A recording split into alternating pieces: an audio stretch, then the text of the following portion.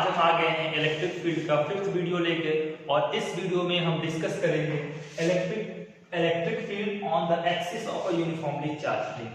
जैसे कि हमने पिछले वीडियो में डिस्कस किया था कि अगर कोई पॉइंट चार्ज होता है तो पॉइंट चार्ज की वजह से इलेक्ट्रिक फील्ड कितना लगता है, और इस वीडियो में डिस्कस करेंगे कि अगर हम इस वीडियो में हम डिस्कस करेंगे इलेक्ट्रिक फील्ड किसी भी यूनिफॉर्मली चार्ज रिंग के। रिंग आपका कुछ इस टाइप का होता है, सर्कुलर रिंग होता है, तो किसी भी यूनिफॉर्मली चार्ज रिंग के, एक यूनिफॉर्मली चार्ज रिंग है तो इसके एक्सिस पे, एक्सिस ये सेंटर पॉइंट होता है, तो यूनिफॉर्मली चार्ज रिंग के एक्सिस के किसी भी पॉइंट पे आपका इलेक्ट्रिक फील्ड कितना होगा।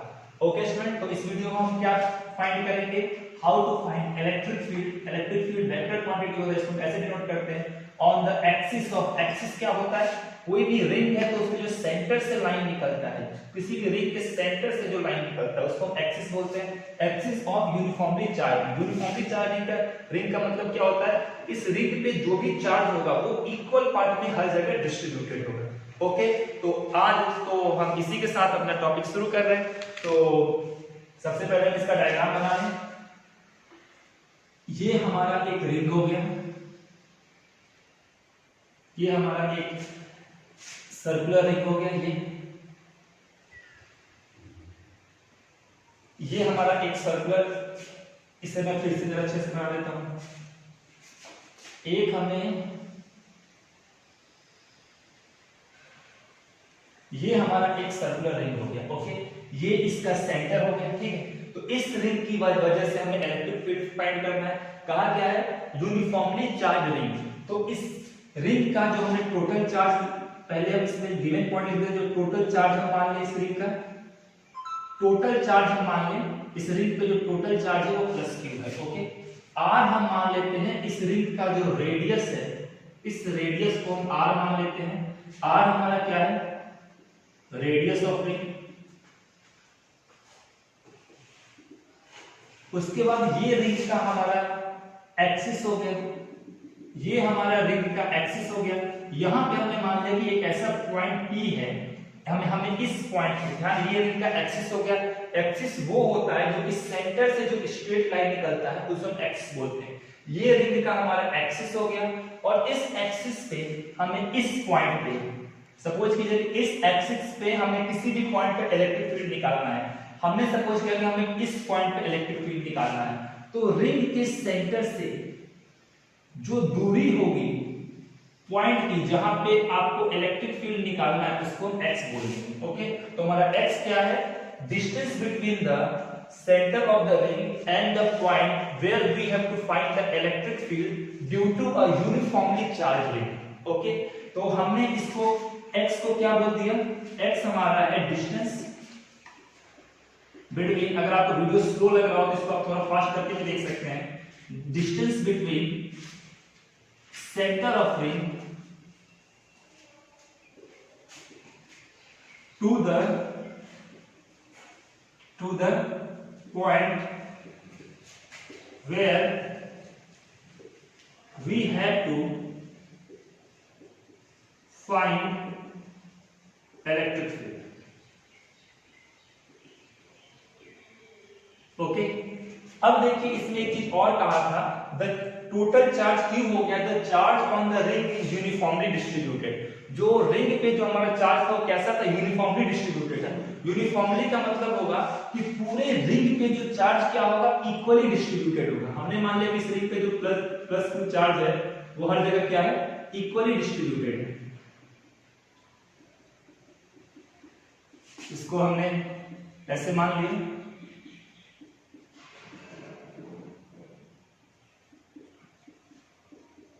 ओके, तो नाउ हम डेरिवेशन स्टार्ट करते हैं।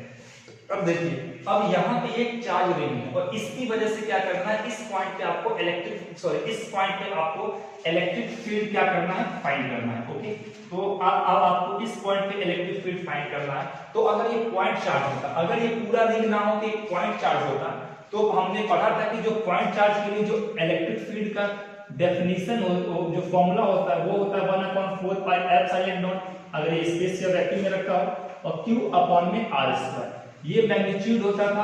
अगर पॉइंट चार्ज प्लस क्यू होता था तो उसके लिए इलेक्ट्रिक फील्ड का डायरेक्शन बाहर अवे फ्रॉम द चार्ज होता था, और अगर पॉइंट चार्ज आपका -q होता था तो ये टूवर्ड द चार्ज होता था। ये होता था पॉइंट चार्ज के केस में। लेकिन हमें पॉइंट चार्ज के केस में फाइंड नहीं करना है, हमें फाइंड करना है यूनिफॉर्मली चार्ज रिंग के केस में। तो इसका हम शुरुआत कैसे करते हैं? अब देखिए, अब आप इसमें ऐसे भी नहीं कर सकते कि पूरे रिंग पे चार्ज q है तो पूरे चार्ज को आप सेंटर पे q मान ले, आप ऐसे भी नहीं कर सकते हैं, क्योंकि यहाँ पे जो इलेक्ट्रिक फील्ड है वो आपका इनवर्सली प्रोपोर्शनल टू डिस्टेंस है। अगर डिस्टेंस के डायरेक्टली प्रोपोर्शनल होता, जैसे इलेक्ट्रिक जब सेंटर ऑफ मास किस में करते थे, तब पूरे रिंग के चार्ज को आप सेंटर पे मान सकते थे। लेकिन जब डिस्टेंस इनवर्सली प्रोपोर्शनल होता है तो उस केस में हम कभी भी इसको सेंटर पे हम नहीं मानते।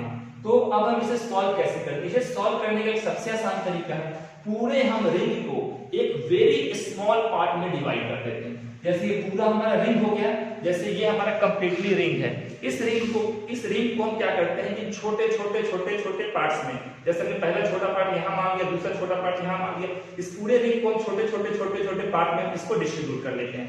ओके, तो अब हम क्या करते हैं कि यहाँ पे इस पॉइंट पे हम पूरे रिंग को क्या कर लिया, ऐसे छोटे पार्ट में हमने डिवाइड कर लिया। ओके, तो अब ये इसको जो हमने छोटे पार्ट में डिवाइड किया तो पूरे पे चार्ज q था, और जब इस q को हमने वेरी स्मॉल पार्ट में डिवाइड कर दिया तो यहाँ पे जो पार्ट आएगा ये वेरी स्मॉल पार्ट आएगा। इसके ऊपर चार्ज कितना हो जाएगा? इसके ऊपर हमने चार्ज मान लिया, इसके ऊपर चार्ज होगा dq। ओके, तो जब इसके ऊपर चार्ज हो जाएगा dq, तो अब आपसे कोई पूछे कि ये dq क्या है, तो dq बोलेंगे चार्ज ऑन इनफाइनाइटेसिमली। इस वर्ड को इनफाइनाइटेसिमली, इस वर्ड को ध्यान से आप देखेंगे, इसका मतलब होता है कि बहुत सारे, इनफाइनाइटेसिमली स्मॉल पार्ट। ओके, तो ये जो dq होगा, ये क्या होगा, ये चार्ज है वेरी स्मॉल पार्ट पे। अब ये dq है। अब एक चीज जानिए कि जो ये dq बहुत ही छोटा सा पार्ट है, तो अगर बहुत छोटा सा ये चार्ज है तो जो छोटा चार्ज किसकी तरह एक्ट करता है? छोटा चार्ज हमारा पॉइंट चार्ज की तरह एक्ट करता है।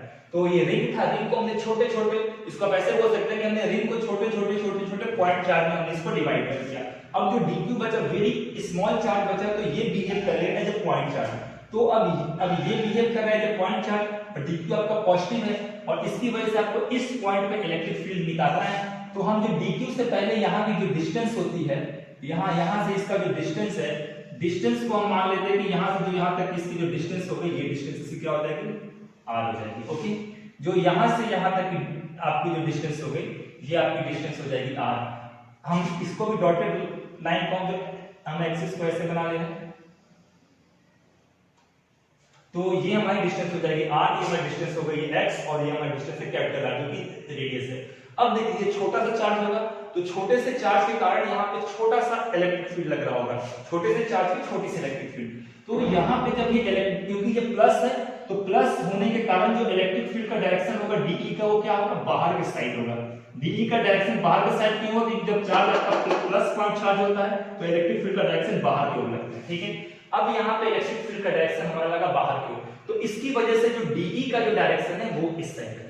ठीक है, अब हम क्या करते हैं कि आपने वेक्टर में एक चीज पढ़ा होगा, किसी भी वेक्टर को सॉल्व करते वक्त उसको हम साइन कंपोनेंट और कॉस कंपोनेंट में हम ब्रेक कर लेते हैं। तो ठीक हमारा ये भी क्या है कि ये भी हमारा एक वेक्टर क्वांटिटी है, तो इसको हम इसके अपने दो क्वांटिटी में हम इसको डिवाइड कर ले रहे हैं, जो इसको हम दो कंपोनेंट में ब्रेक कर ले रहे हैं। पहला कंपोनेंट हो जाएगा dE,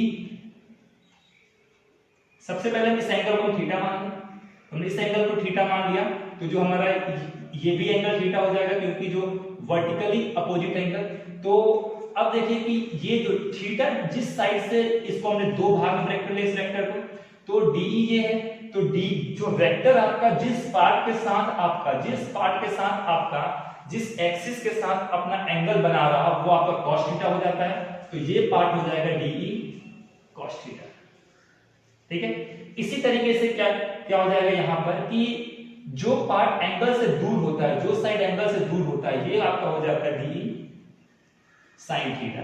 इसका मैं आपको बेसिक बता दूं, जैसे कोई भी वेक्टर है, जैसे कोई भी आपका वेक्टर है, जैसे ये आपका वेक्टर है, ठीक है, तो इस वेक्टर को हम हमेशा ही, इस r वेक्टर को हम दो वेक्टर में ब्रेक कर सकते हैं, वेक्टर a और वेक्टर b। अगर ये थीटा इसके साथ बना रहा है तो ये हो जाएगा r cos, तो ये आपका हो जाएगा r cos थीटा, और थीटा जिससे दूर होगा वो हो जाता है r sin थीटा। ये आपने पढ़ा होगा क्लास 11 के वेक्टर में।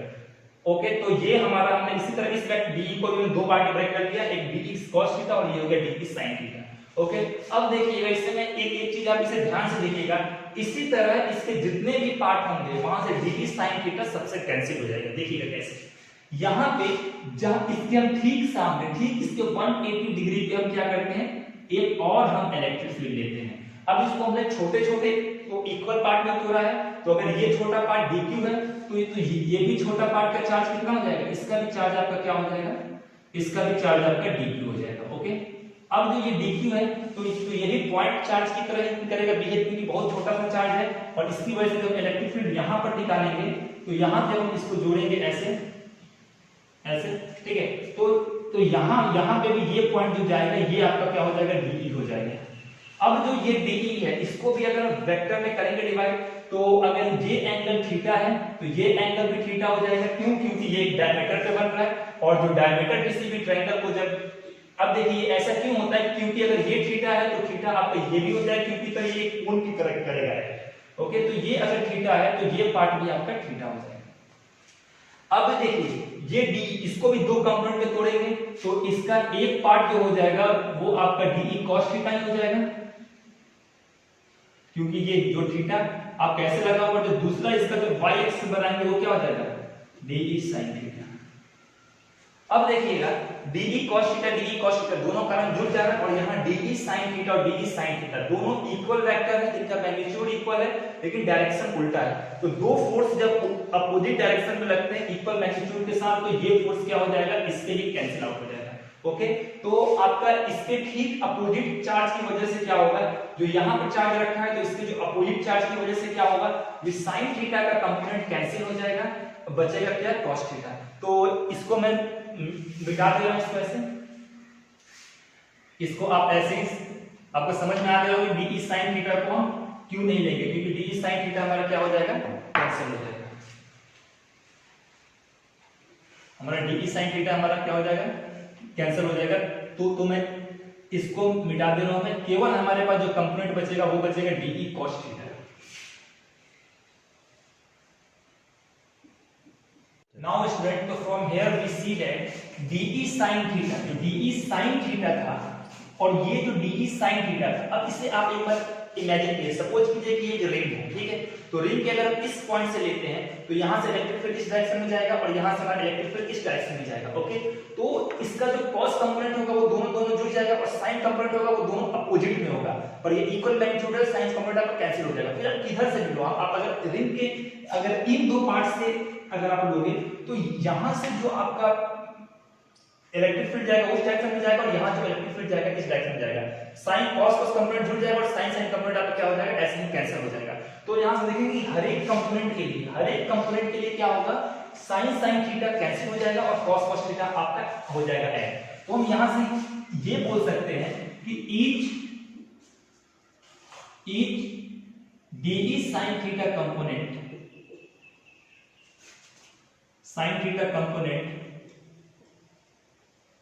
get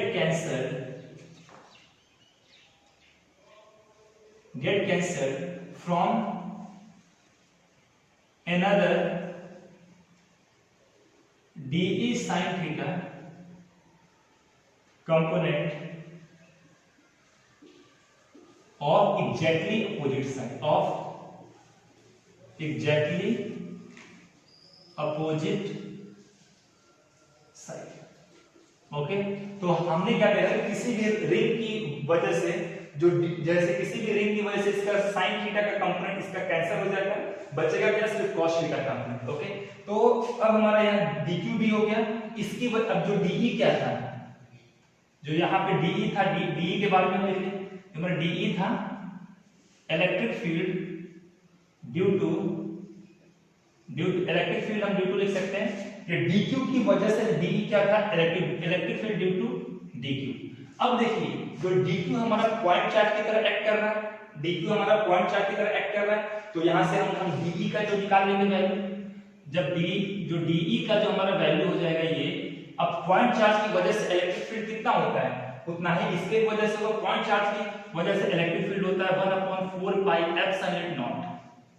अब चार्ज कितना है, चार्ज आपका dq और डिस्टेंस कितना है, चार्ज से पॉइंट के बीच का डिस्टेंस आपका r है, तो यहाँ डिस्टेंस हो जाएगा r, ये हो जाएगा r।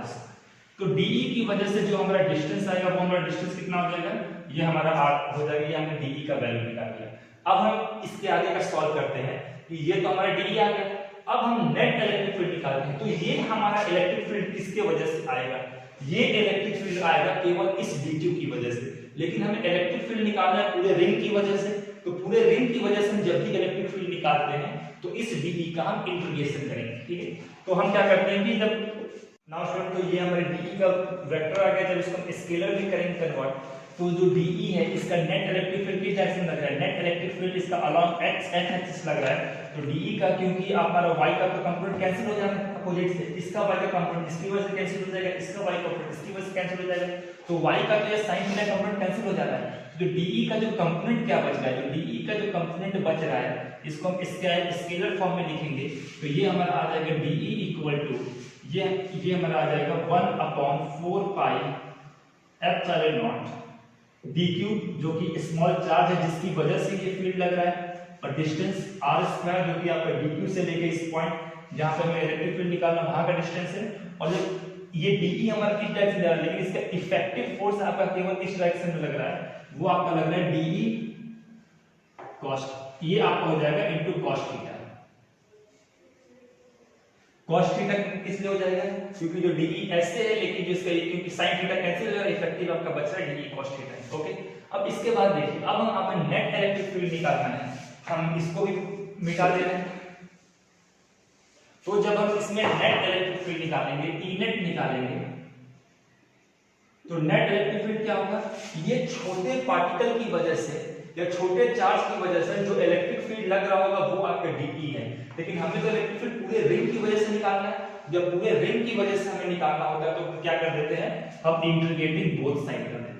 ओके, तो हम दोनों साइड हम इंटीग्रेशन कर देंगे। तो पहले साइड हम इंटीग्रेशन करेंगे तो इसके बाद का स्टेप ये है, यहाँ पे आ जाएगा E नेट, और सेकंड साइड का हम इंटीग्रेशन हम वैसे ही लिख दे रहे हैं, ये हमारा हो जाएगा 4 पाई एप्सिलॉन नॉट, ये हमारा हो जाएगा dq अपॉन में हमारा r² cos थीटा। तो पहले उस स्टेप को लिख लीजिए, इसको मैं ऐसे लिख दे रहा हूं, इसे आप यहां से कर लीजिएगा नोट, जो आपका E नेट हो जाएगा, नेट इलेक्ट्रिक फील्ड क्या होगा, इसके जैसे सभी स्मॉल पार्टिकल का क्या हो जाएगा, सम हो जाएगा। इंटीग्रेशन का मतलब सम होता है, तो ये छोटे छोटे पार्टिकल को यहां से लेकर यहां तक मिला देंगे तो पूरा रिंग बन जाएगा। तो जो सभी छोटे पार्टिकल की वजह से जो इलेक्ट्रिक फील्ड लग रहा है उन सभी को जोड़ देंगे तो हमारा नेट इलेक्ट्रिक फील्ड आ जाएगा, और वो क्या हो जाएगा dE cos थीटा, क्योंकि dE cos थीटा हमारे पास वो है। ओके, दिया हमारा dE cos थीटा, जो जिसकी वैल्यू हमारे ये आएगा। अब इसको हम सॉल्व करते हैं, ये टर्म कांस्टेंट है, इसको हमने बाहर ले लिया, ये हो जाएगा 1/4 पाई एप्सिलॉन नॉट, हमारा r² भी कैंसिल है, ये हमने इसको बाहर ले लिया 1/r², बचा क्या हमारे पास ब्रैकेट cos थीटा भी हमारा कांस्टेंट है, इसको हमने बाहर ले लिया, यहाँ पे हमारा आ गया cos थीटा, बचा क्या हमारा केवल dq बचा। तो जो E नेट का जो वैल्यू बचा E नेट, ये हमारा बचा dq। अब dq हमारा छोटा सा चार्ज है, लेकिन इन सभी हम dq को, लेकिन जब सभी पार्टिकल जो छोटे छोटे dq है इनको इंटीग्रेट करेंगे तो क्या आ जाएगा, टोटल चार्ज आ जाएगा, और टोटल चार्ज कितना है, q है। तो यहाँ पर आप लिख देंगे dq integration is equal to q, ठीक है। तो यहाँ पे हमारा आ जाएगा जो E नेट आ जाएगा 1/4 पाई एप्सिलॉन नॉट cos, ये हो जाएगा cos थीटा, और ये q आ गया, जबकि q हमारा क्या है, टोटल चार्ज है, और ये हमारा आ जाएगा r²। ओके, r² हमारा ये आ गया। अब अगर हम इस ट्रायंगल में पाइथागोरस थ्योरम लगाएं, हम अगर ये राइट है, ये हमारा 90 डिग्री होता है, एक्सिस से जो भी लाइन जाता है 90 डिग्री होता है। तो अगर हम इस ट्रायंगल में हम देखें, तो इस ट्रायंगल में ये 90 डिग्री है, तो ये हाइपोटेन्यूस हो जाएगा, ये परपेंडिकुलर हो जाएगा, ये बेस हो जाएगा। तो इसके लिए यहाँ पे एक इक्वेशन लिख सकते हैं कि जो r² हमारा हो जाएगा, इसको अगर हम यहाँ से मिटा दें तो जो हमारा जो r² हो जाएगा, ये हमारा क्या हो जाएगा, परपेंडिकुलर का स्क्वायर प्लस ये हमारा हो जाएगा बेस का स्क्वायर। ओके, तो हम r का वैल्यू क्या ले सकते हैं, r square plus under root x square, और हम इसको रूट लगा देंगे। इसको हम चाहे तो हम r को ऐसे भी लिख सकते हैं, r square plus 1/x square, और इसकी पावर कितनी हो जाएगी, इसकी पावर आपकी हाफ हो जाएगी। ठीक है, अब इसके बाद पहला टर्म तो हमारा ये हो गया, हमने यहाँ से क्या कर दिया कि r का वैल्यू निकाल लिया। इसके बाद हम क्या करते हैं कि हम यहाँ से cos थीटा का वैल्यू निकालते हैं। तो cos, अब ये थीटा यहाँ पर है तो cos थीटा कितना हो जाएगा, बेस अपॉन परपेंडिकुलर हो जाएगा। तो यहाँ पे जब cos थीटा लेंगे तो cos थीटा की वैल्यू आ जाएगा बेस की वैल्यू हमारी x है और परपेंडिकुलर इसका वैल्यू हमारा है r है। ओके, तो यहाँ से क्या हो गया कि सबसे पहले cos थीटा को पुट अप करते हैं इसमें। तो जब cos थीटा को हम यहाँ पे करेंगे पुट अप, यहाँ से हमारा दो वैल्यू निकला है, r का वैल्यू आपको ध्यान रहे, r का वैल्यू ये निकला है और cos थीटा का वैल्यू हमारा ये निकला है। तो जैसे ही हम यहाँ पुट अप करेंगे cos थीटा क्या आ जाएगा, ई नेट था, ये हमारा कांस्टेंट टर्म था, ये हो जाएगा 1/4 पाई एप्सिलॉन नॉट क्यू को उठा के हम यहाँ लिख रहे हैं, यहाँ पे हमारा था आर स्क्वायर, और cos थीटा की वैल्यू क्या थी, cos थीटा की जो वैल्यू थी x/r थी। तो cos थीटा की जगह पे हम यहाँ लिख दे रहे हैं x हम r। नाउ स्टूडेंट ये x/r किसकी वैल्यू थी, ये cos थीटा की वैल्यू थी, हमने cos थीटा की जगह पुट अप कर दिया। अब देखिए, अब हम इसको आगे सॉल्व करेंगे तो ये r से ये r मल्टीप्लाई होकर क्या हो जाएगा, ये हमारा आ जाएगा r³ आ जाएगा, q ये हमारा हो जाएगा r³ हो जाएगा, और यहाँ पे क्या आ जाएगा x आ जाएगा। अब हम स्टूडेंट r की वैल्यू हम ये यहाँ से उठा के इसमें प्लेस कर रहे हैं। तो r का वैल्यू जब इसको हम यहाँ से उठा के प्लेस करेंगे तो ये हो जाएगा 1/4 पाई एप्सिलॉन नॉट, ऊपर है q है, चार्ज है, x क्या है, distance from the centre and the axis, और यहाँ पर क्या है, r है। अब r देखिए, r की वैल्यू क्या है, r square plus x square, और इस पे पावर कितना है, इस पे पावर हमारा हाफ है, इस पे पावर हाफ है। अब लेकिन ये तो r की वैल्यू थी और यहाँ पे क्या है, r³, तो बाहर क्या कर देंगे हम, यहाँ क्यूब कर देंगे। ठीक है, तो इसके बाद जो हमारा आंसर आ जाएगा फाइनल, ये हमारा आंसर आ जाएगा 1/4 pi epsilon not q x, और ये पावर मल्टीप्लाई हो जाएगा तो ये हो जाएगा r² प्लस x², और इस पे क्या हो जाएगा पावर 3/2। ये आ गया आपका नेट इलेक्ट्रिक फील्ड, और ये हमारा क्या आ जाएगा, ये हमारा आ गया net electric field due to a uniformly charge ring. तो ये हमारा उसका फॉर्मूला आ गया, ये हमारा हो गया फाइनल आंसर।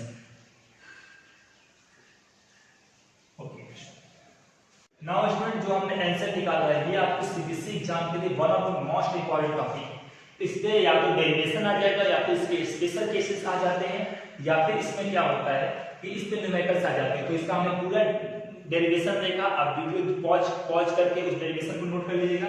अब हम पढ़ते हैं इसके स्पेशल केसेस के बारे में। ओके, अब हम पढ़ते हैं इसके स्पेशल केस के बारे में। अब इसको मैं यहाँ पे थोड़ा मिटा दे रहा हूँ। अब इसके हम जब पढ़ेंगे स्पेशल केस के बारे में, तो इसको आप देखिएगा ध्यान से। ना पहला केस है electric field at the centre of charge ring, और ये कैसा रिंग होगा, यूनिफॉर्मली चार्ज रिंग होगा। इसके मतलब इलेक्ट्रिक फील्ड जो होगा इसके सेंटर पे कितना होगा, यहाँ पे, इसके वजह से यहाँ पे इलेक्ट्रिक फील्ड निकाल लिया, ठीक है।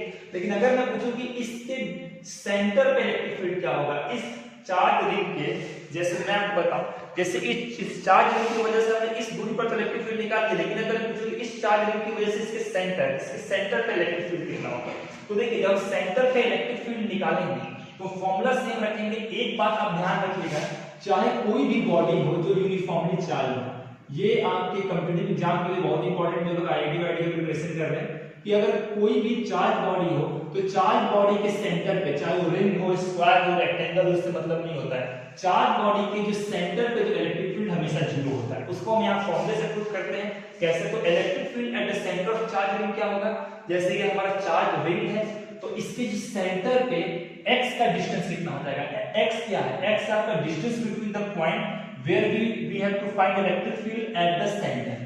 तो सेंटर से जहां इलेक्ट्रिक फील्ड फाइंड करनी है उसकी वैल्यू होती है आपकी x, ठीक है। तो इस पॉइंट पे x की वैल्यू कितनी होगी, जो सेंटर पे जो x की वैल्यू हो जाएगी आप देख सकते हैं ये 0 हो जाएगी। ओके, सेंटर पे जब x की वैल्यू 0 हो जाएगी तो जो E नेट होता है ये आपका होता है 1/4 pi epsilon not qx upon में आपका होता है r square plus x square की जो वैल्यू ये होता है 3/2। अब सेंटर पे x की वैल्यू 0 होती है, जब ये वैल्यू x की 0 हो गई तो जब 0 से आप किसी भी नंबर को मल्टीप्लाई कीजिए, 0 से आप किसी भी नंबर को मल्टीप्लाई कीजिए पूरा आंसर 0 ही आ जाता है। तो सेंटर ऑफ चार्ज में आंसर कितना आ जाएगा 0 आ जाएगा, क्योंकि यहाँ पे x की वैल्यू क्या है 0 है। ओके, इसके बाद हम देखते हैं सेकंड केस। सेकंड केस पे आपको इलेक्ट्रिक फील्ड फाइंड करना होता है। सेकंड केस में आपको इलेक्ट्रिक फील्ड फाइंड करना होगा व्हेन जब आपकी x की वैल्यू r से बहुत ज्यादा होगी, when x is greater than r। Suppose कीजिए कि एक आपका रिंग है जिसका रेडियस आपका 1 मीटर है और आपको इलेक्ट्रिक फील्ड फाइंड करता है 10 किलोमीटर दूर। तो अब 10 किलोमीटर के सामने 1 किलोमीटर कुछ भी नहीं है, नेग्लिजिबल है। तो उसी तरह जब x की वैल्यू आपका बहुत ज्यादा हो इस रेडियस से, रेडियस ऑफ रिंग से, तो उस केस में हम क्या बोल सकते हैं, उस केस में हम ये भी बोल सकते हैं कि जैसे हम वहां फॉर्मूला लिखते हैं, उस केस में हमारा जो x स्क्वायर की वैल्यू हो जाएगी वो मच ग्रेटर देन हमारा क्या हो जाएगी r स्क्वायर हो जाएगी। तो हम अब यहाँ पे फॉर्मूले में उसको कैसे यूज करेंगे, देखिए आप ये हो जाएगा 1/4 पाई एप्सिलॉन नॉट हो जाएगा, q हो जाएगा, x हो जाएगा और उसके बाद क्या हो जाएगा r square plus x square की पावर 3/2। ठीक है, अब देखिए अगर 10 किलोमीटर में आप 1 मीटर जोड़ेंगे तो वैल्यू कितना हो जाएगा 10.001, जिसको आप 10 भी बोल सकते हैं। तो उसी तरह जब आप r स्क्वायर की वैल्यू, r की वैल्यू x से बहुत, जब x की वैल्यू r से बहुत ही ज्यादा है तो आप यहाँ पे बोल सकते हैं कि जो r square plus x square इसका वैल्यू क्या होगा, इसका वैल्यू नियरली जो इक्वल किसके आ जाएगा x स्क्वायर। ठीक है, तो हमने r स्क्वायर और x स्क्वायर की जगह हम क्या रख देंगे, हम रख देंगे x स्क्वायर। तो ये हमारा आ जाएगा 1/4 पाई एप्सिलॉन नॉट। अब यहाँ पे हमारा क्या हो जाएगा qx, r स्क्वायर और x स्क्वायर की जगह हम क्या रख देंगे x स्क्वायर हम रख देंगे। इसका पावर क्या है 3/2 है, इस 2 से ये 2 कैंसिल हो जाएगा। ठीक है, तो यहाँ पे क्या बचेगा 1/4 पाई एप्सिलॉन नॉट और यहाँ पे बचेगा q, इसको मैं थोड़ा सा ऐसे qx और ये आ जाएगा, ये 2 से 2 कैंसिल हो गया, ये मल्टीप्लाई क्या हो जाएगा 3 आ जाएगा, इससे कैंसिल होकर ये x का टर्म स्क्वायर में आ जाएगा। तो यहाँ पे जो हमारा इलेक्ट्रिक फील्ड का जो वैल्यू आ जाएगा वो आ जाएगा 1/4 pi epsilon not q upon r square. और ये हमारा आ गया जब x की वैल्यू हमारी r से बहुत ज्यादा। और इस फॉर्मूले को ध्यान से देखिए, ये किसका फॉर्मूला है, तो ये है electric field due to a point charge. Okay, तो जब हमारा x की वैल्यू r से बहुत ज्यादा होगा तो जो रिंग होगा ये किसकी तरह बिहेव करेगा, ये रिंग आपका बिहेव करेगा एज अ पॉइंट चार्ज। आप खुद ही सोचो कि यहाँ पे मैंने ये रिंग ले लिया और इसको मैं बहुत दूर से देख रहा हूँ, मतलब माने इसको मैं 10-15 मीटर की दूरी से देख रहा हूँ, तो क्या मुझे रिंग दिखाई देगा, ये रिंग हमें बिंदु के आकार में दिखाई देने लगेगा। जैसे सन का साइज बहुत बड़ा होता है लेकिन उसे हम इतना दूर से देखते हैं तो सन हमें बहुत छोटा दिखाई देता है। तो उसी तरीके से जब किसी भी रिंग को बहुत दूर से देखेंगे तो रिंग हमें पॉइंट चार्ज की तरह दिखाई देता है। नाउ तो स्टूडेंट, अब हमने क्या देखा कि when x is very much greater than r then electric field किसकी तरह बिहेव कर रहा है, देन दिस चार्ज रिंग किसकी तरह बिहेव कर रहा है, हमारा पॉइंट चार्ज की तरह बिहेव कर रहा है। और इसका फॉर्मूला भी क्या है, पॉइंट चार्ज के फॉर्मूले जैसा ही है। अब इसके बाद हम इसका तीसरा केस देखते हैं। व्हेन अब इसी चार्ज रिंग की वजह से इनफाइनाइट दूरी पे, इन्फिनिटी पे इलेक्ट्रिक फील्ड कितना होगा, तो हम उसको सॉल्व करते हैं कि जब हमारा अभी जैसे पिछले क्वेश्चन देखा कि जब ये x की वैल्यू इन्फिनिटी हो जाएगी, when electric field at x equal to infinity, तो जब हमारी x की वैल्यू इन्फिनिटी हो जाएगी तो हम उस केस में भी बोल सकते हैं कि x is very much greater than r। ठीक है, तो वहां पे भी हम x square plus r square को हम x स्क्वायर के नियरली इक्वल लिख सकते हैं। अब हम उसको प्रोडक्ट करते हैं इस फॉर्मूले में। तो जैसा हमने पॉइंट चार्ज का फॉर्मूला देखा है, ये बिल्कुल किसका फॉर्मूला आ जाएगा, पॉइंट चार्ज का कि 1/4 पाई एप्सिलॉन नॉट और ये क्यू एक्स हो जाएगा और किसके नीचे क्या आ जाएगा r square plus x square और इसकी वैल्यू 3/2 हो जाएगी। आर अब ये r square plus x square का वैल्यू किसके बराबर आ जाएगा, एक्स स्क्वायर के ही बराबर आ जाएगा। ये एक्स स्क्वायर के ही बराबर आ जाएगा।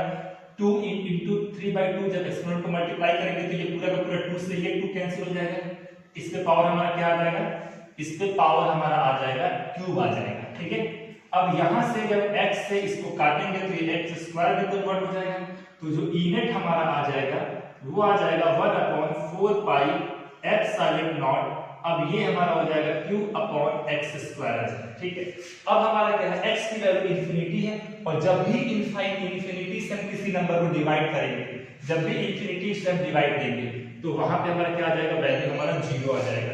यहाँ वैल्यू 0 क्यों आ जाएगा, क्योंकि इंफिनिटी का स्क्वायर हमारा नीचे है। तो हमने क्या देखा कि सेंटर पर भी क्या होता है, सेंटर पर भी हमारा इलेक्ट्रिक फील्ड 0 होता है। और जब x की वैल्यू कहीं ना कहीं, जब x की वैल्यू इंफिनिटी होती है तो यहाँ भी क्या होता है, इलेक्ट्रिक फील्ड 0 होता है। तो इलेक्ट्रिक फील्ड बीच में कहीं बढ़ता है और फिर इलेक्ट्रिक फील्ड घटता होगा और इंफिनिटी पे जाकर इलेक्ट्रिक फील्ड फिर क्या हो जाता होगा, 0 हो जाता होगा। तो हम अगले क्वेश्चन में हम इसका ग्राफ भी देखेंगे। Okay, pause the video note it. Now student, ये हमारा फर्स्ट न्यूमेरिकल है और ये वेरी इंपॉर्टेंट क्वेश्चन है और इसी क्वेश्चन में आपके 3 से 4 चीजें कवर होंगी। अब देखिएगा ध्यान से, क्वेश्चन पूछा गया है for a uniform charge ring.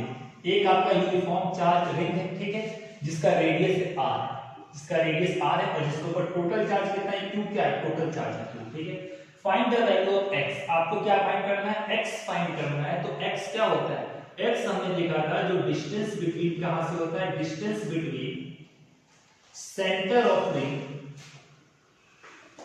Distance between centre of ring and point where we have to find the electric field. उस पॉइंट पे जहां इलेक्ट्रिक फील्ड फाइंड करना होता है। ओके, तो ये क्या फाइंड करना है, x फाइंड करना है। एट विच, कहां फाइंड करना है, where E net is maximum, जहां पे नेट इलेक्ट्रिक फील्ड मैक्सिमम हो। ओके, और आपको ई मैक्सिमम फाइंड करना, ग्राफ पे बनाना है। हम अपना क्वेश्चन यहां से शुरू करते हैं। हमारा जो इलेक्ट्रिक फील्ड का जो फॉर्मूला होता है फॉर अ चार्ज रिंग, वो हमारा होता है जो ई नेट होता है फॉर अ चार्ज रिंग, उसका जो हमारा फॉर्मूला होता है वो होता है 1/4 पाई एप्सिलॉन नॉट। और चार्ज, टोटल चार्ज कितना है, तो चार्ज इसके ऊपर है, चार्ज q है यहाँ पे हमारा q, और ये x हमें फाइंड करना है, ये हमारा x हो जाएगा।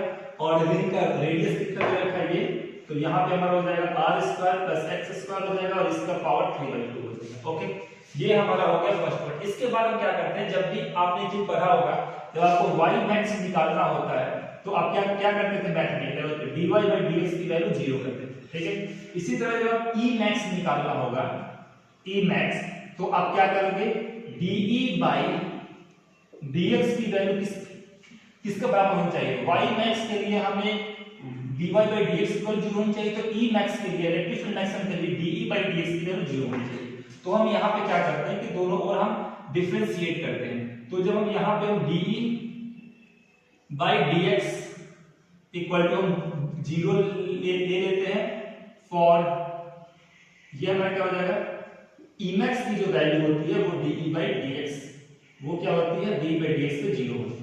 तो हमने यहाँ पे de/dx को 0 ले लिया। अब इसके बाद देखिए इलेक्ट्रिक फील्ड की वैल्यू क्या है, ये है, तो हम इसको करते हैं सॉल्व, तो d/dx। अब यहाँ पे बचा क्या है, यहाँ पे आपका आ रहा है e का वैल्यू पुट करते हैं इसमें, तो 1/4 पाई एप्सिलॉन नॉट और ऊपर क्या है q/x है और यहाँ ब्रैकेट में क्या है r square plus x square है और ये कितना है 3/2। ओके, अब देखिए ये टर्म हमारा पूरा कांस्टेंट है और ये q कांस्टेंट है, q भी बाहर आ जाएगा और ये टर्म भी बाहर आ जाएगा और जो वेरिएबल टर्म रहेंगे उन्हीं का डिफरेंशिएशन होता है। तो फिर जब हम इसको बाहर ले लेंगे 1/4 पाई एप्सिलॉन नॉट और यहाँ पे हमारा q आ जाएगा, तो ये हमारा q हो जाएगा। अब हमारा किसका करेंगे इंटीग्रेशन, d जो वेरिएबल टर्म रहेंगे, तो वो हमारा टर्म आ गया d, ये हमारा टर्म आ गया x, q चला गया तो ऊपर बचा x, तो यहाँ पे ये टर्म चला गया तो क्या बचेगा r square plus x square और इसकी पावर क्या है 3/2 है और यहाँ पे ये। अब एक चीज आपने 11 के डिफरेंशिएशन में पढ़ा होगा कि जब भी d/dx u अपॉन v का जब भी हम डिफरेंशिएशन करते हैं तो उसका फॉर्मूला क्या होता है? उसका फॉर्मूला हमारा होता है जो रेसिप्रोकल का स्क्वायर हो जाता है फर्स्ट सेकेंड टर्म और differentiation by of first term v du by dx, ये हमारा ऐसे हो जाता है v du by dx minus, अब क्या होगा फर्स्ट टर्म, अब यहां क्या होगा कि u dv by dx। Okay, तो ये हमारा आपने इंटीग्रेशन का फॉर्मूला पढ़ा होगा क्लास 11 में, और क्लास 11 तक हमने बंद किया हो तो बस उसको आप ऐसे लिख लीजिए, ये इसका फॉर्मूला होता है। ओके, इसके बाद क्या होता है कि जब हम इसका इंटीग्रेशन करने जाते हैं तो ये de by dx ही है इस साइड, तो ये क्या हो जाएगा q हो जाएगा 4 पाई एप्सिलॉन नॉट हो जाएगा। इस टर्म का हमें क्या करना है, इस टर्म का हमको स्क्वायर करना है। ठीक है, तो जो नीचे वाले टर्म का v का यहाँ स्क्वायर था तो रेसिप्रोकल का हम स्क्वायर कर देंगे r square plus x square, और इसकी पावर कितनी हो जाएगी, पावर हो जाएगी 3/2।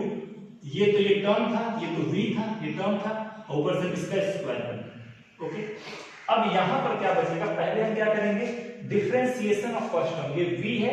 ठीक है, तो पहले हम क्या करेंगे कि इस टर्म को उठा के हम ऐसे ही लिख देंगे, ऊपर v को हम ऐसे ही लिखते हैं, तो ये हमारा हो जाएगा r square plus x square की पावर 3/2, और x का differentiation with respect to x कितना होगा, इसका डिफरेंशिएशन आपका 1 हो जाएगा माइनस, उसके बाद क्या है सेकंड टर्म को हम ऐसे ही लिख देंगे, सेकंड टर्म को हम ऐसे लिख देंगे x, और उसके बाद हम क्या करेंगे कि यहां पर डिफरेंशिएशन फर्स्ट टर्म का डिफरेंशिएशन ऑफ सेकंड टर्म, तो सेकंड टर्म का डिफरेंशिएशन रेसिप्रोकल हमारा ये था, तो इसका डिफरेंशिएशन क्या होगा r square plus x square और 3/2, इसका डिफरेंशिएशन आपका क्या होता है, इस टर्म का डिफरेंशिएशन आपका हो जाएगा पावर माइनस, ये पावर पहले उठ के आगे आता है, तो ये हो जाएगा 3/2, फिर उस टर्म को हम लिखते हैं r square plus x square, और यहां पे हमारा क्या बचा पावर 3/2, इसमें से हम क्या कर देते हैं 1 को माइनस करते हैं। ठीक है, अब हम क्या करते हैं कि अब तो इस पूरे का डिफरेंशिएशन हमने किया, अब हम क्या करते हैं इसका हम डिफरेंशिएशन करते हैं अंदर एलोन, जिसको हम चेन रूल कहते हैं। तो जब इसका हम करेंगे डिफरेंशिएशन तो r स्क्वायर ये कांस्टेंट है क्योंकि पीछे r नहीं है, तो इसका टर्म 0 हो जाएगा, 2x स्क्वायर का डिफरेंशिएशन क्या हो जाएगा, यहां पे इसका डिफरेंशिएशन आ जाएगा 2x। ओके, अब इस टर्म को हम यहां पे सॉल्व करने जा रहे हैं, तो अब हम इस टर्म को उठा के शेष नंबर इसको उठा के स्टूडेंट हम लाते हैं यहां पे, तो उसका de by ये सब de by dx की वैल्यू थी, हम जिसके भी सॉल्व कर लेते हैं, तो जो de by जो हमारा dx हो जाएगा इसकी वैल्यू कितनी है ये नीचे, अब हम इसको हम यहाँ पे कर ले रहे हैं सॉल्व, तो यहाँ पे ये हो जाएगा q अपॉन ये q है q upon 4 pi epsilon not. ठीक है, अब ये नीचे का टर्म क्या है, इस 2 से 3/2 into 2 हमारा कितना हो जाएगा 3 ही आ जाएगा, तो ये हमारा हो जाएगा r square plus x square 3/2 into 2 कितना हो जाएगा, ये इसकी पावर 3 आ जाएगी। अब ऊपर हमको क्या करना है, तो इसको सॉल्व करना है, तो इसकी वैल्यू क्या हो जाएगी r square plus x square 3/2, ये टर्म मल्टीप्लाई बाय 1, ये वैल्यू कितनी रहेगी 3/2। इसके बाद इसमें से क्या करेंगे माइनस, देखिए ये 3/2 था, ये 3/2 था और ये 2x था, तो 3/2 into 2x, 2 से 2 कैंसिल हो जाएगा, ये x इसमें मल्टीप्लाई हो क्या हो जाएगा x स्क्वायर हो जाएगा, और 3/2 माइनस 1, 3/2 माइनस 1 इसकी पावर कितनी आ जाएगी r square plus x square, और 3/2 माइनस 1 इसकी पावर कितनी आ जाएगी हाफ आ जाएगी। ओके स्टूडेंट, तो यहाँ पे क्या आ जाएगा 3 आ जाएगा, क्योंकि जो यहाँ 3 था हमने इसको फाइनल टर्म सॉल्व किया, हमारा ये आ गया। अब देखिए कि E max के लिए क्या होता है, यहाँ पे देखा था E max के लिए इलेक्ट्रिक फील्ड मैक्सिमम के लिए de by dx की वैल्यू 0 होनी चाहिए, तो यहाँ पे हम इसका वैल्यू रख देते हैं 0, तो ये क्या हो जाएगा थीटा 4 पाई एप्सिलॉन नॉट, और यहाँ पे क्या हो जाएगा r square plus x square हो जाएगा पावर 3/2 माइनस 3x स्क्वायर हो गया, और ये हमारा हो गया r square plus x square हो गया पावर 1/2, नीचे क्या बचा r square plus x square power 3। अब हम इसको इस टर्म में भेजेंगे मल्टीप्लाई करेंगे तो 0 हो जाएगा, आंसर 0 आएगा, फिर हम इसको इधर भेजेंगे तो फिर भी 0 डिवाइडेड बाय थीटा, ये q आपका इसका भी आंसर आपका 0 ही रहेगा, फिर हम इस टर्म को मल्टीप्लाई करने के भेजेंगे, ये भी 0 जाके मल्टीप्लाई होगा, ये भी आपका रहेगा 0 ही, तो फाइनल जो हमारा आंसर क्या आएगा जो 0 होगा वो किसके इक्वल होगा r square plus x square की पावर 3/2 माइनस 3x स्क्वायर, और यहाँ पे हो जाएगा r square plus x square की पावर यहाँ पे हो जाएगी हाफ। इस टर्म को उठा के आप इस साइड लाएंगे, माइनस इधर आके प्लस हो जाएगा, तो ये हो जाएगा 3x square r square plus x square की पावर 3/2 हो गया, और हमारा यहाँ पे क्या बचा r square plus x square की जो पावर क्या हो जाएगा 3/2, और ये आपका पावर हाफ। अब देखिए, अब यहाँ पर क्या करेंगे, इस टर्म से जब इस टर्म को डिवाइड देंगे, जब इस टर्म को इस टर्म से डिवाइड देंगे तो हमारा क्या बचेगा, यहाँ पर जब हम डिवाइड देंगे तो यहाँ पे ये पावर 3/2 कैंसिल हो जाएगा।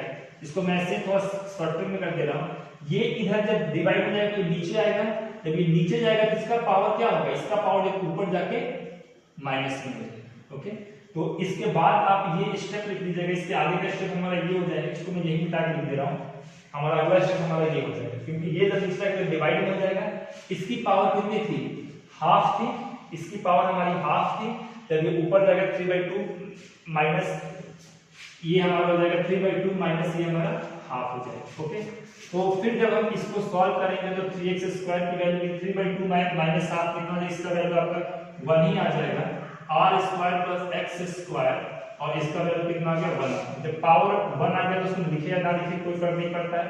अब हम इस x स्क्वायर को इस साइड भेजते हैं, तो 3x square minus x square इसकी वैल्यू इसके बराबर हो जाएगी, आर स्क्वायर के बराबर आ जाएगी, ये आ गया 2x स्क्वायर की वैल्यू हमारे आर स्क्वायर के बराबर आ जाएगा, 2 को हम इधर नीचे भेजते हैं, ये 2 इधर हो जाएगा। अब दोनों ओर हम क्या करते हैं, अंडर रूट ले लेते हैं, तो यहाँ से जो हमारा वैल्यू आ गया x आ गया, अब x का इधर सॉल्व करेंगे तो क्या आएगा प्लस माइनस आर स्क्वायर का रूट क्या होगा r होगा, और 2 का रूट क्या होगा √2 आ जाएगा।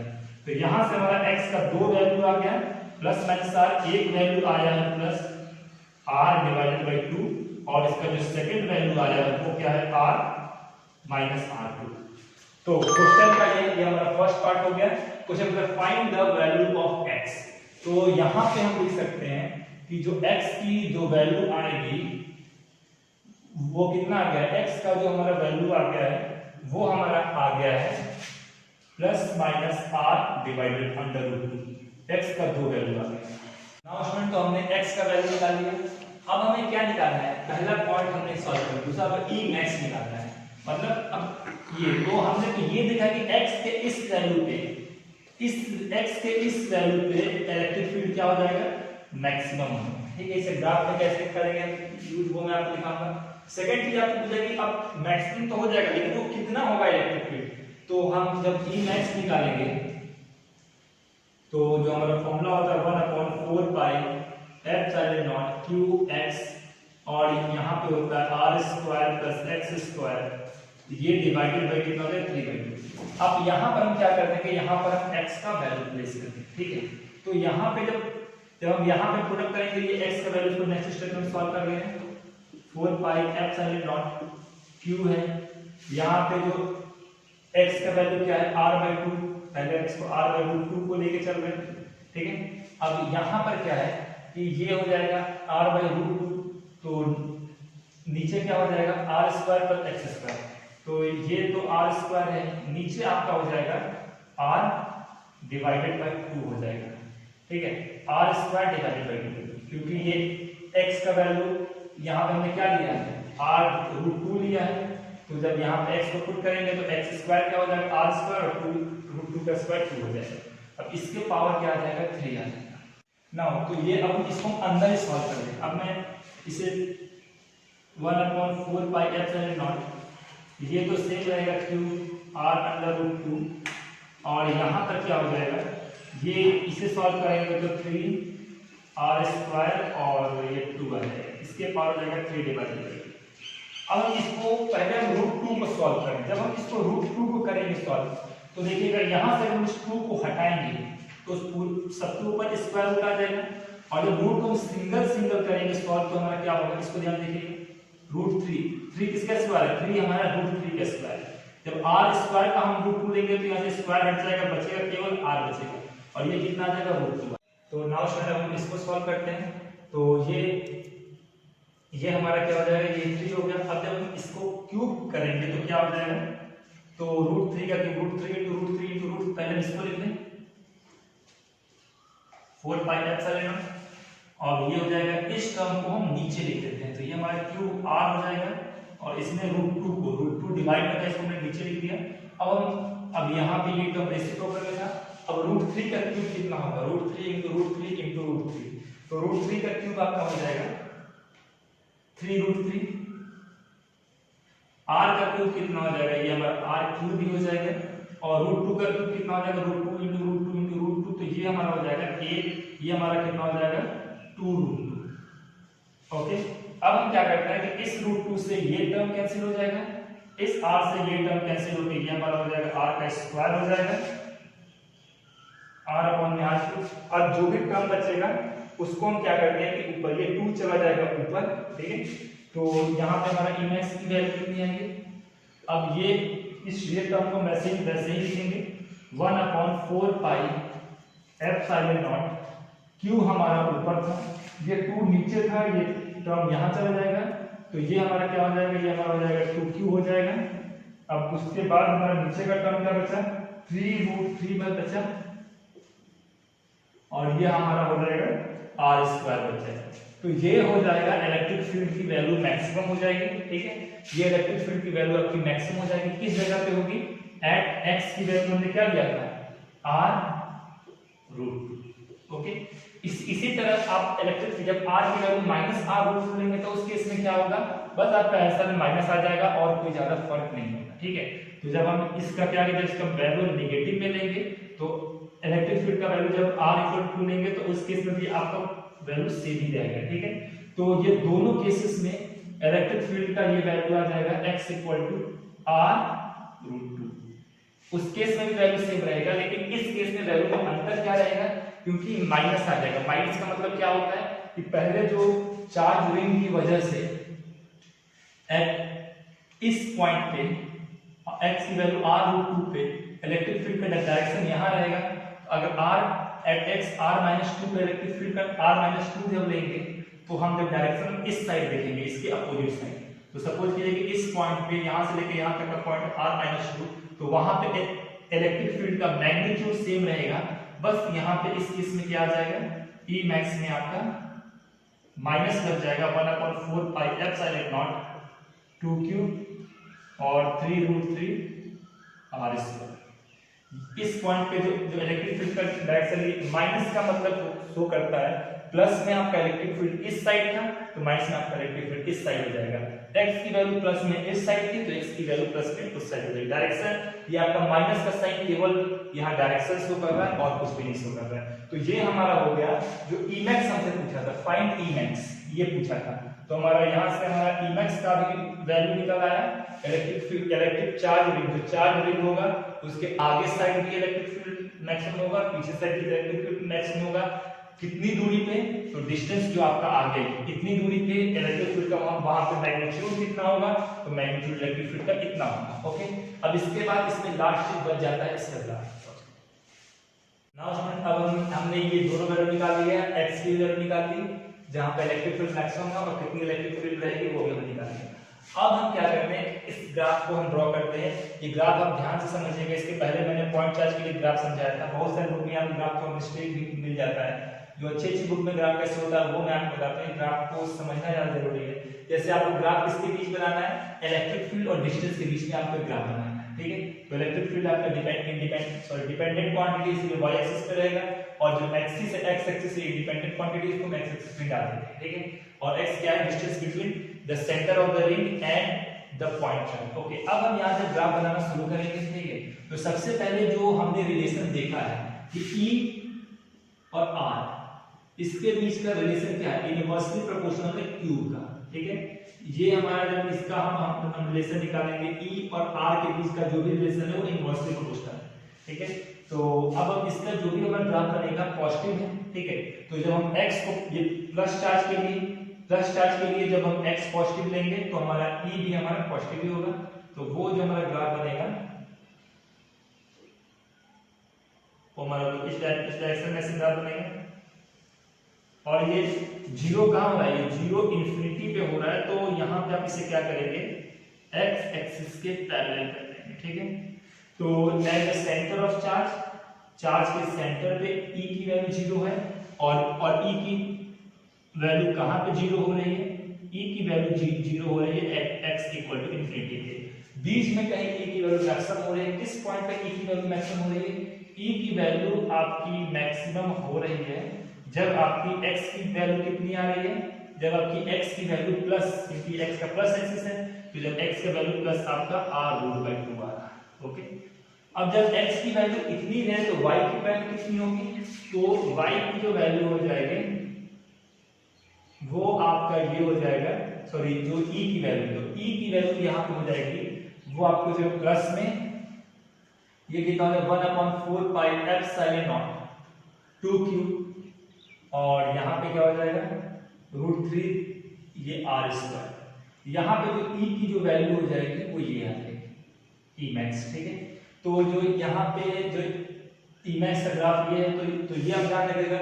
मैक्सिमम का एक बार आपके आईआईटी क्वेश्चन में कोऑर्डिनेट पूछा था कि ये किस चीज का कोऑर्डिनेट है, तो ये आप सिंपल बता सकते हैं मैक्सिमम कोऑर्डिनेट है। पहले x एक्सिस को लिखते हैं तो r/2 और फिर हम लिखेंगे y एक्सिस को, तो ये हो जाएगा 1/4 पाई एप्सिलॉन और ये हो जाएगा 2q अपॉन में 3√3 r²। तो ये आपका कोऑर्डिनेट एक बार एग्जाम में पूछा हुआ था और ये पूछा था कि ये कोऑर्डिनेट किस चीज को रिप्रेजेंट करता है, तो सिंपल सा है कि ये आपका एक कोऑर्डिनेट है जो कि आपको maximum value of electric field को रिप्रेजेंट करता है।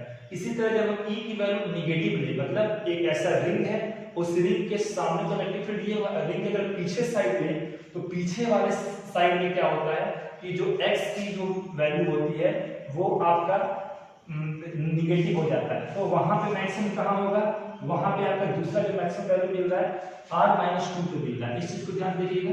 तो जो दूसरा वैल्यू मिल रहा है x का वो कहां मिल रहा है r√2 पे मिल रहा है। यहां से हम क्या करते हैं कि एक हम फिगर ड्रॉ करते हैं इसका, और ये क्योंकि ये 0 कहां हो रहा है, इलेक्ट्रिक फील्ड जो 0 हो रहा है वो आपका x इक्वल टू इन्फिनिटी में जो आपका इलेक्ट्रिक फील्ड 0 हो जा रहा है। इसको हम मैक्सिमम को हम इसको इस तरह बना लें, यहाँ पे इस पॉइंट पे जो हमारा वैल्यू मैक्सिमम होगा ऐसे। ओके, तो ये हमारा बन गया। बहुत सारे बुक में ये ग्राफ ऊपर बना होता है, ठीक है, लेकिन आपको इसमें एक चीज को समझना है कि जब x की ही वैल्यू, सॉरी माइनस होगा, जब x की ही वैल्यू माइनस होगी तो E की वैल्यू ऑटोमेटिक माइनस हो जाएगी। अब हम इस ग्राफ को ऊपर बनाते तो हमारा E हमारा y एक्सिस पे था, हमारा E कहां पे था, y एक्सिस पे था, तो E हमारा पॉजिटिव हो जाता है।